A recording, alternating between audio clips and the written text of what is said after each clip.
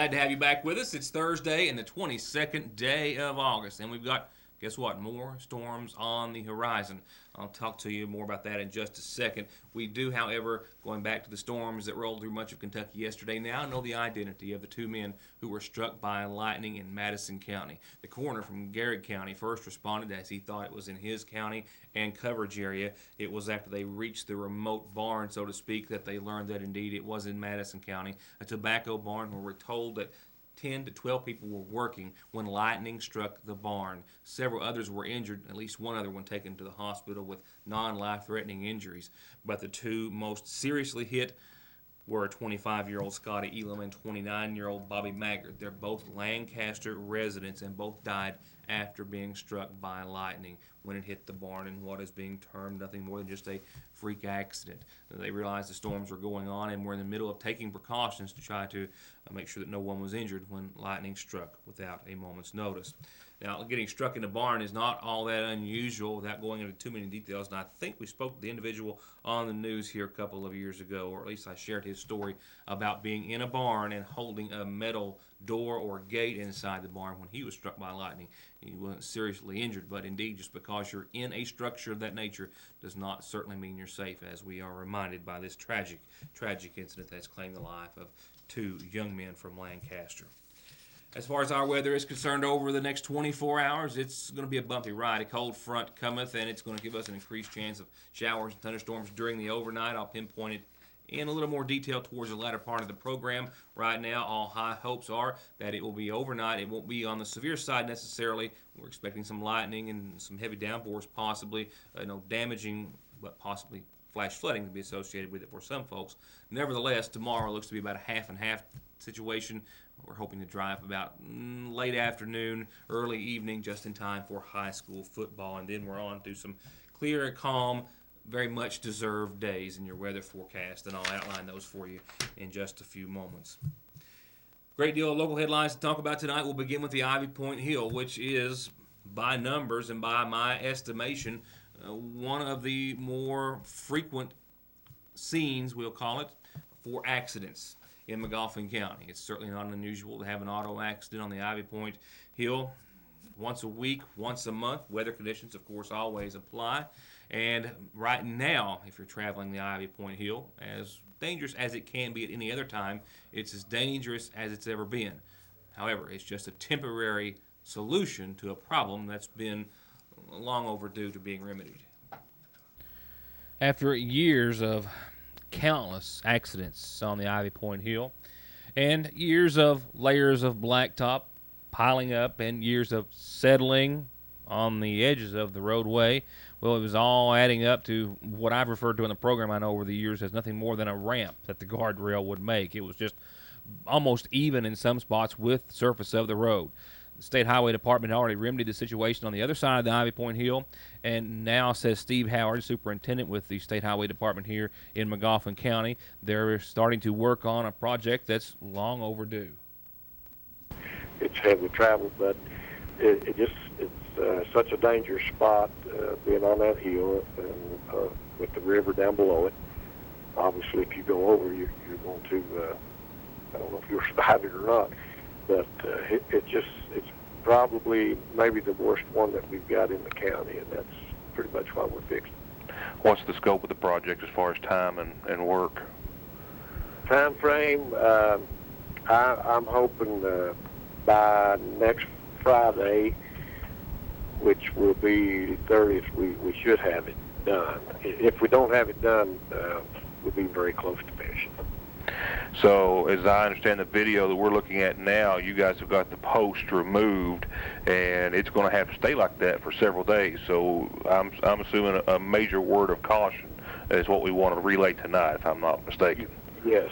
We've got our message board set up on the 30 side, I guess you could say, not the Sayersville side, but coming into town to warn motorists to use caution, and they need to drive the speed limit through there.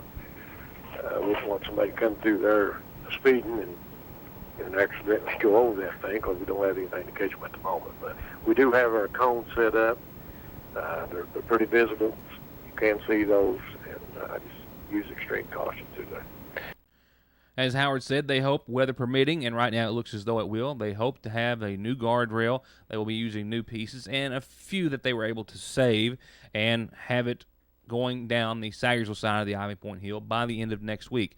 I asked him about future projects of this nature. There's also another few or maybe even several locations throughout the county that have a similar situation with the guardrail not being as high as it once was relative to the road service. And he says that next on their schedule, the goal that they have is to do the guardrail going down from where we turn into the Montgomery County High School, going over to the Mountain Parkway entrance or exit there.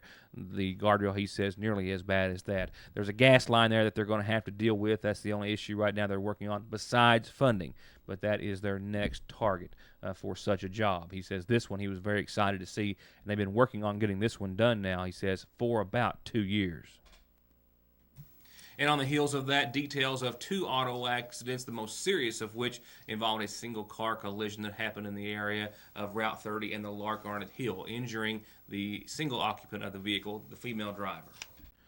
As Howard said, they hope, weather permitting, and right now it looks as though it will, they hope to have a new guardrail. They will be using new pieces and a few that they were able to save and have it going down the Sagersville side of the Ivy Point Hill by the end of next week. I asked him about future projects of this nature. There's also another few or maybe even several locations throughout the county that have a similar situation with the guardrail not being as high as it once was relative to the road service. And he says that next on their schedule, the goal that they have is to do the guardrail going down from where we turn into the Montgomery County High School, going over to the Mountain Parkway entrance or exit there. The guardrail, he says, nearly as bad as that. There's a gas line there that they're going to have to deal with. That's the only issue right now they're working on besides funding, but that is their next target for such a job. He says this one he was very excited to see, and they've been working on getting this one done now, he says, for about 2 years. And on the heels of that, details of 2 auto accidents, the most serious of which involved a single-car collision that happened in the area of Route 30 and the Lark Arnott Hill, injuring the single occupant of the vehicle, the female driver. As you can see by some video that was brought into our newsroom, a female driver was traveling in a black Ford SUV early yesterday, I think it was, when she was traveling west on Route 30, near the area of Route 30 of the junction of 378.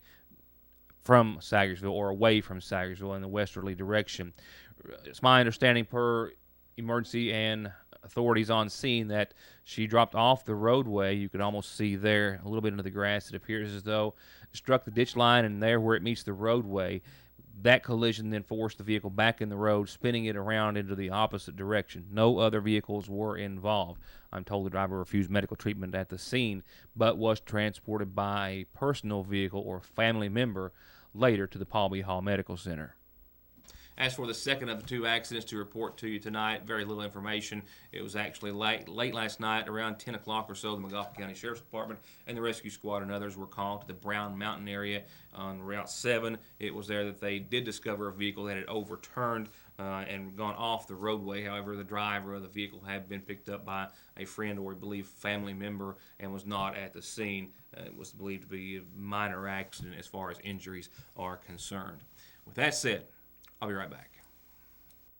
At work, there's nothing better than having your Appalachian Wireless smartphone with you. But you can't work all the time, and there are some places smartphones just weren't meant to go.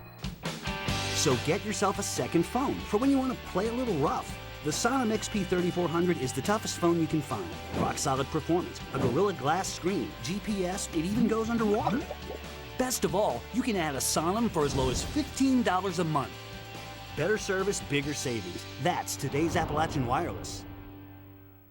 There may never be a better time to buy because the summer sales event rolls on at Conley's, Kawasaki, and Polaris of Paintsville. Interest rates on new Polaris as low as 2.99% and rebates up to $1,000 and 0% financing on select new Kawasaki's and all the accessories to go with them at Conley's, Kawasaki, and Polaris of Paintsville. The place to ride.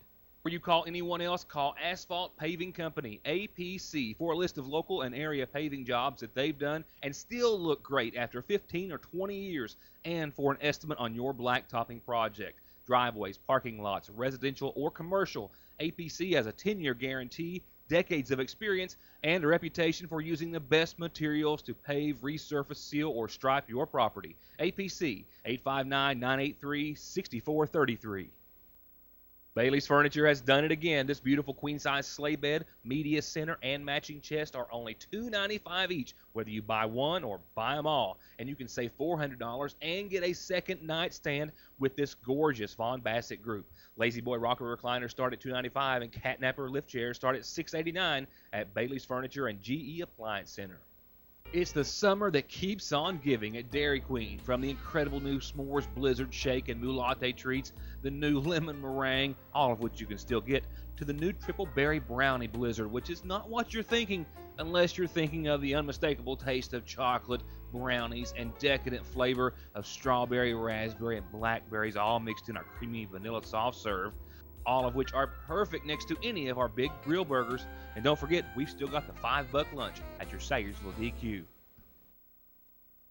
Now it's time to check in real quick with our new friend, 62-year-old retired Marine Sergeant Chuck Lewis. We've been following him, of course, since we first met him earlier in the week as he makes his way across our nation. At this time, while we're checking in on him tonight, is because he's currently making his way, we believe, right around or across the state line. He was passing through the Jenkins area earlier this afternoon. Our buddy Chuck is putting a whole new spin on Where's Waldo. A lot of folks across the country are wondering, where's Chuck? A Marine Corps veteran trekking from Washington State to Washington, D.C., coast to coast, 3,300 miles, raising awareness to veterans, patriotism, suicide rates among those who have served in our country, and several other things as well that he has long stood for and believed in addition to the red, white, and blue. He was here in Sayersville just earlier this week, and for a man who nonchalantly said when we asked him, have you had any inclines along your trip? Well, I crossed the Rockies. He's now maybe getting another taste of what eastern Kentucky mountains are like. Remember, you can go to walkingforthefallen.com and you can click the track bar at the top of the page and then just exactly see where Chuck is every 10 minutes. It's updated through his Spot GPS device. And at last report today, which was right around, if I'm not mistaken, 3:50, close to the 4 o'clock hour, our buddy Chuck had reached Jenkins, Kentucky, and was getting close to going across the state line. And, of course, Jenkins, you see here on 23, still a little ways away from the higher elevation. He's going to go, though, from Jenkins, about 1,000 feet there on the roadway, to Pound Gap when he actually crosses the hill, about a 2,500-foot elevation. And as you all know, that elevation happens quick. So while the grades, he said, at the Rockies really weren't that great, they were enormous mountains, obviously, 70 to 300 miles wide and 3,300 miles long. They're not a slouch. But the grade, it's going to be steep and short at Jenkins. And if you've ever traveled over that part of the country, you would have to ask yourself now, would you walk that pushing 150-pound cart along with you? Well, our buddy Chuck is. And after this, it's going to be downhill all the way, well, most of the way to North Carolina, and then a little bit later on we'll be checking in with him. But just stop and think about where this man has come and then what this man has ahead of him in the short term and the long term, as he is on certainly the downhill side of his trek across our nation. Walkingforthefallen.com. You can check on Chuck any time of the day or night, as he usually is taking a break around 6 to 8 in the evenings is when he stops to find shelter, hopefully with someone who is showing him the utmost in hospitality. Up next, community calendar announcements brought to you by your local McGoffin Farm Bureau agent, Doug Green. Birthday wishes tonight. Kick it off with a happy belated birthday, it says, to Natalie Gamble. Her birthday was yesterday, but today, it says, a day belated, with a whole lot of love from family and friends. Happy birthday to Natalie Gamble. With some nice afternoon or early evening sun in the background. No complaints there. A reminder that volunteer ombudsmen are needed in the Big Sandy area. This is for individuals who be advocates for those who reside in nursing homes, personal care homes, or family care homes. If you would like to learn more about becoming a volunteer and helping these folks in a way that really no one else can, call 886-2374 or 800-737-2723 or contact Jill DeLong at jill.delong@bigsandy.org. A reminder, Founders Day. Can you believe next week we're going to be talking about Founders Day and then celebrating it at the end of next week? Nevertheless, Baby and Little Miss and Master pageant sign-ups are tomorrow 4 to 6, Saturday 10 to 1, and Monday 4 to 6 at the McGoffin County Historical Society. There you have it. Foothills Cares annual trail ride for Labor Day Sunday. It's going to be that Sunday the 1st. Register at 9 at South McGoffin Elementary. They'll leave there after. It's just $20 per unit. You get a T-shirt for that $20 and a wonderful day with a whole lot of folks enjoying the great outdoors. All proceeds benefiting needs in our community and brightening a child's life one trail ride at a time. And another reminder of the benefit for Mason Gamble, who was injured while working on the Bloomington Mountaineer Volunteer Fire Department in their new structure. The fire department is hosting this benefit in his honor to help offset some very significant medical costs that he incurred after being injured on site. If you would like to help, call 349-5493 or 4497. You can drop off items for the auction, cake auction, dinner, or singing. Kids don't have any items for the singing, but you know what I mean, at the McGoffin County Rescue Squad building, the Sayersville Fire Department, or the Bloomington Fire Department as well. And a couple of these that I just got in, I don't have typed in. Looks like the McGoffin County Extension Office is hosting a lunch and learn tomorrow, beginning at noon. This is a free lunch. They're going to be talking about leadership and providing a lunch for you as well. They hope you'll join them. This is noon to 1 tomorrow. And the Hunter's Education Orange Card, there's a class to be given Saturday morning, 8 o'clock at the Paintsville Recreational Center. And looks like the McGoffin County 4-H Shooting Sports Archery Club meets Saturday at 6. And the Honeybee Association meets Monday at 7. I'll get those on the calendar for you. Looks like we got a blood drive set for next Thursday. Also next Thursday is the public hearing on the proposed increased school tax. And I've got some other things for later on next week. For now, here are tonight's funeral services. Brought to you on behalf of the McGoffin County Funeral Home, with listings beginning tonight in the West Liberty area for 55-year-old Gregory Allen Watts, who passed away on Tuesday, with visitation to begin at 3 o'clock tomorrow, and we believe services to be held 6 o'clock tomorrow evening. Also, Zelma Ward Jenkins, 73, of Improvement, passed away on the 19th. She's survived by her husband J.D. and daughter Tina Lynn Webb. Visitation will be after 6 o'clock on Wednesday, all day Thursday, and, of course, for the rest of this evening, my apologies, and services begin tomorrow in her honor at 1 o'clock, all of which from the McGoffin County Funeral Home.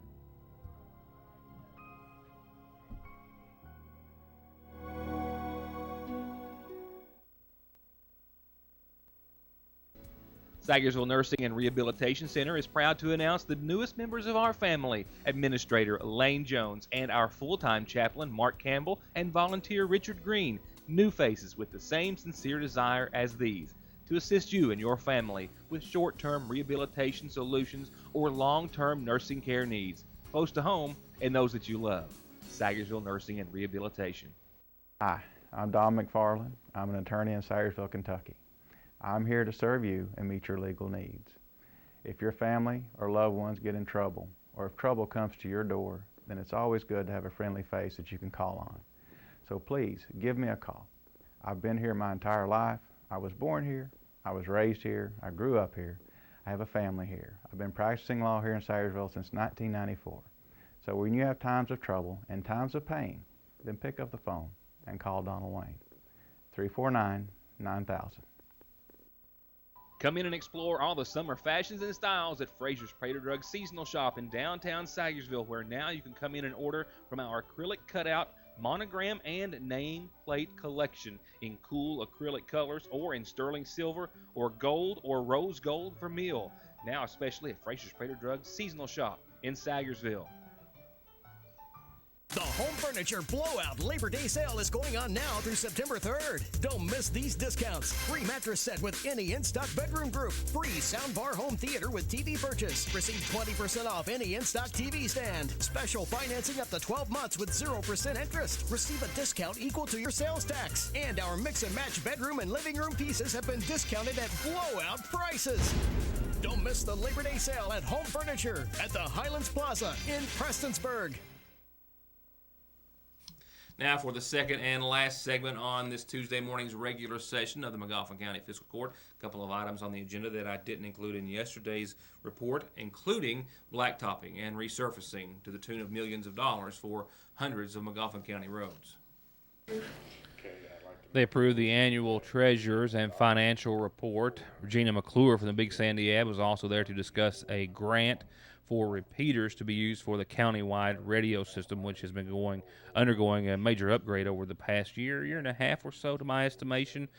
It will greatly improve radio communications, giving fire, emergency, police, and other rescue personnel coverage about 95% of the county with these repeaters, for which she was authorized to proceed with applying for a grant for that will nearly complete the project, which still likes those and a few other technicalities to be totally up and running. We're anxious to bring you that report when it is all completed and able to be used to the complete extent of its design by our local first responders and police and other fire and rescue authorities.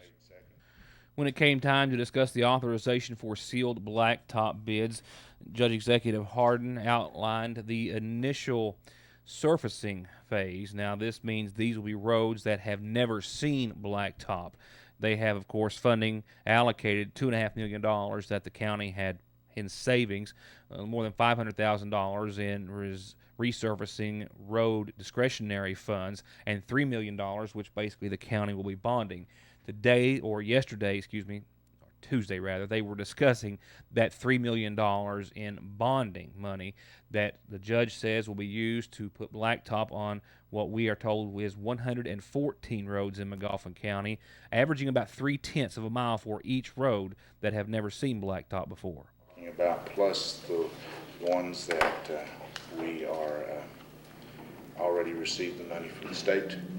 Those roads were named. What I did, and I will sit down with you, Buck, and with Ronnie and make sure we did not overlook any roads. I went out and looked along with Randall, and we drove them, and Mike's out taking the road map, and he's been out with Craig Linden from the district highway office to make sure we didn't miss any. And you know, that Crown Vic gets it pretty close, but he's got one of those cars that gets it really close. And what we're trying to do is to do up to 0.3 miles on average of these roads. Some of them you would be surprised. There's one in your district, Ronnie, over like it's Porter over on Lakeville. A 1/10 of a mile does 5 residents. I was really surprised the number. There's one in, I believe it may be it's yours or Roosters, that's, I believe it's yours, 0.3 does 9 residents. So, yeah. 5 homes, it's 90 foot. Yeah, it is unbelievable. And you and I talked about the one out on, just before you get to the Johnson County line of that, Midway. So what, I think there are going to be a whole lot more people served with this than I even dreamed when we started. There's a whole lot more people that live on the small roads than who live on the big roads. The problem is, if you don't do it like this, you go to Frankfort, and I think we looked at this, we've got 84, we're approaching 180 roads.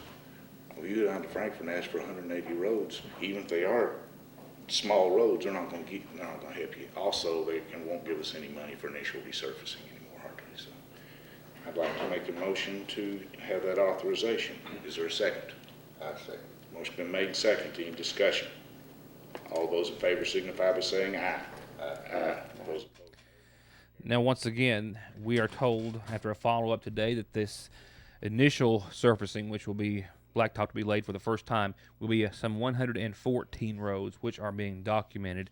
The other $2.5 million that the county had in savings will also be going towards roads that have not been blacktop. It's my understanding in the history of the county.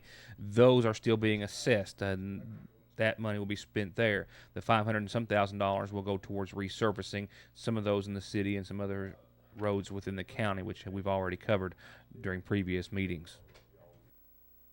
Faster, friendlier, family-owned Parkway Pharmacy, open 8:30 till 6:30 Monday through Friday in the new McGoffin Medical Plaza under the care of local pharmacist Jesse Rudd. To make Parkway Pharmacy your pharmacy, come by or give us a call at 349-4400. At the end of every race, Mark Martin hangs up his driving gloves. He hangs up his fire suit. And he hangs up his helmet. Which is why he picks up his phone and opens the ER Extra app. The app shows ER Extra wait times, locations, and more. It's the one safeguard Mark Martin is never without. ER Extra at Paul B. Hall Regional Medical Center. Extra fast, extra easy, extra great. Whether you're coming home or just want to feel at home for one night or a few, the Mortimer Lofts in Sagersville are that perfect experience you're looking for, with 2 newly restored and uniquely appointed lofts overlooking downtown from one of its historic structures filled with its history throughout. Each can accommodate up to 4 guests, 6 with the option of a connecting bedroom, or the entire floor can sleep 10 comfortably. And with all the amenities like king beds, HD TVs, free Wi-Fi, private baths, and kitchenettes to make your stay a memorable one. To see more and reserve your next visit, go to Sagersville, Kentucky on vrbo.com or email the Mortimers at 2reachsue@yahoo. It's an emergency excess sell-off at Hunt Chevrolet in Paintsville, Kentucky. I've marked every vehicle up to $12,000 off, just like this 2013 GMC Yukon was $50,000, now $37,950. Or this 2013 Chevy Silverado was $40,000, now $27,980. An all sales decision within 15 minutes or less, or we'll give you the vehicle. It's an emergency excess sell-off. Isn't it time to buy Hutch? Before we wrap it up for this evening, a reminder that complete programming schedules can be seen on the internet at any time. We'll have a dedicated site for you in the relatively near future, we believe, but for now, complete programs are being uploaded to YouTube. Simply go to YouTube, and it's easiest, I have discovered, to search for Your News Today, Ritt Mortimer. There are some other things that fall under the category of just Your News Today. Once you do so, you'll see all the programs that are on there and available, and the date will be associated with them. And it's just that easy. They're usually uploaded around 9 o'clock, 9:30. It takes a couple of hours to do so after they are aired here on the early programming. So keep that in mind and pass the word along. Let everyone know, especially those folks who do not live in this area, or for those who just are asleep at 11 and not home at 6 or 7 in the evening. With that said, we'll wrap it up tonight with your weather forecast, where the cold front is changing things up over the course of tonight, and then after that, and about midday tomorrow, I suspect we'll be able to enjoy some nice, albeit warm and humid weather for a few days on end. It's not over. We've got some more showers and thunderstorms, some to be here in Sagersville. Well, just about any minute, depending on if you're watching the early show or not. Nevertheless, look behind them. We've got more of the same. Nothing real heavy or severe as of yet, but a cold front moving in does give us some showers and thunderstorms. Some could produce some heavy rainfall later tonight. We are looking at showers and thunderstorms likely. They should pick up actually in intensity between up until about 11 o'clock or so. Thereafter, we'll see some patchy fog. We'll see mostly cloudy skies as clouds are on the increase at the 6 o'clock hour and around that time frame. New rainfall amounts, quarter, half an inch at the most, except for some isolated areas. There appears to be nothing on the severe side in our forecast. Lightning, some heavy rain, more of the same. We've been under this scenario now for a while. Scattered showers, thunderstorms continuing on your Friday. I think before 2 o'clock, maybe a few isolated thereafter. Widespread fog to deal with in the morning. Otherwise, we'll see mostly cloudy skies to start off your Friday. We'll warm up to about 81, and then by the evening hours, look for those clouds to part at least just a bit. I think we'll dry up by midday or thereafter, and then continue to stay dry on through your weekend. The sun makes a return Saturday and Sunday. Temperatures in the low, maybe mid-80s for most of us. Bottom line is, Friday night football looks to be a go as far as what's going to go on, whether good or not, but it looks to be cooperating as far as the weather is concerned, and that's always good news. It's been a busy weekend. It's not over. I've still got more news to get in. I hope you'll join us back here tomorrow night for that and more. We see you for more of Your News Today. Have a good Thursday evening, and thanks for being with us.